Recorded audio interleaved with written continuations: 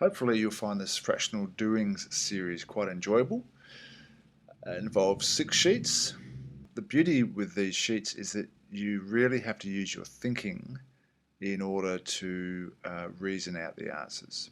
One thing that is really important with the sheets is that there are to be no calculators used at all. All of these questions are designed for you to work through. The numbers work quite easily, and so therefore there's no need for a calculator. Using a calculator, it robs you of the gold that is in these sheets. And very simply, how it all works is that anywhere where there's a horizontal line, you need to put a number or a fraction or a decimal. So where you've got a line with a percentage, obviously that's going to be a percentage. Over the page, there's going to be some obvious places to write decimals. Where there's an answer, there's going to be a number, and so on. But as I said, the important thing is that you think these things through.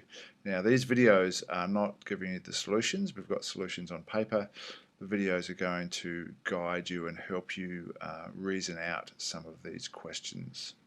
So in the first set of questions here, trial and error is a really good approach to use. So what's a third of 9? Oh no, that's 3. You'll get the answer.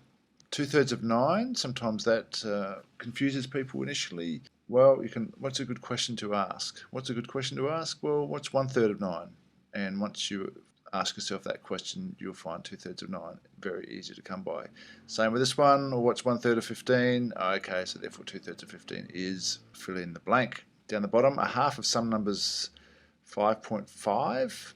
Again, try some things. What's a half of 10? Oh, that's close. What's a half of 12? And eventually you'll hone yourself into the answer. A quarter of something is 11. Again, well, what's a quarter of 20? What's a quarter of 40? And you can work your way through to the answer. Have a look at this one here. 3/4 of 20. If that one's a problem to you, ask yourself the question, well, what's 1/4 of 20? And then work it out from there. Some fraction of 100 is 10.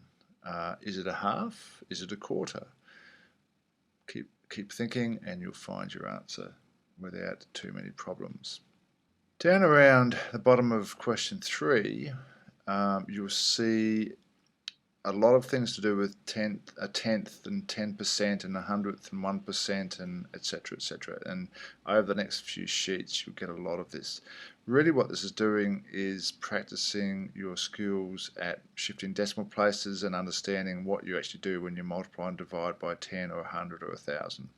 If you're not too confident with this skill, then I'd suggest you talk to your teacher. Down here, 10% of 45, well the key here is that 10% is 1/10, and 1/10 means divide by 10. And once you understand that, all of these questions become really easy, as long as you know how many decimal points to shift to get your answer. Same through here, 273 divided by 10 is the same, 273 divided by 10, same sort of deal. What number divided by 10 is 7.5. So any time where there's a multiplication or a division by 10 or 100 or 1,000, the question is going to carry the same numbers as the answer. So there's going to be a 7 and a 5. The trick is then just to work out where the decimal point goes. So, and we'll look at that. I've got an answer. 75 divided by 10 is 7.5. So there you go.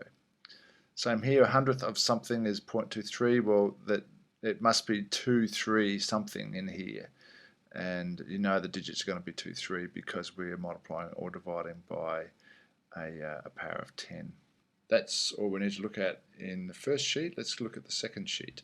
Alright, so in sheet 2, Fractional Doings 2, the questions get moderately more difficult. So down here we see some decimals come into it. You might think, oh, I don't like working in decimals. Well, neither do I. Most people don't. You don't have to work at decimals, even though it says 0.25 of 8. All you need to know is, what does that mean? Oh, that's a quarter. Oh, what's a quarter of 8? Oh, well, that's easy. And you put your answer in there. 0.5 of 8? Oh, that's half of 8. Well, we clearly know that that's 4. So this is about choosing what form of a fraction you prefer to work in. Most people prefer to work in fractions rather than decimals and percentages, but you might prefer to work in decimals, so that's up to you. As we go down through here, you'll see there's more tenths and 10% and decimal ones, so all of these are to do with multiplying and dividing by powers of 10, which means decimal place shifts. Down here we start to get into 200%. Well, that just means double, so double 4. Last time I checked was 8. So double, double, toil and trouble, I guess. Over here, some people find this difficult. 30% of 40. Oh, I can't do that in my head. Well, what's the question to ask? Well, you could ask yourself, what's 10% of 40? That's easy. Well, if you know what 10% of 40 is, then you know what 30% of 40 is, because it's just going to be 3 times as much. So 10% of 40 is 4, so 3 4s are 12. That's how easy it is. Over here you can see numbers of hundreds and 740. Well, that's still a multiplication division of powers of 10s. Anytime you see the same digits in the question and the answer, you know also it's to do with multiplying and dividing by 10 or 100, or it's about 10%, 1%, or it's about 0.1, 0.01, 0.001, etc., etc. And that's all we're going to do with the videos for the first 2 pages of Fractional Doings. Adios.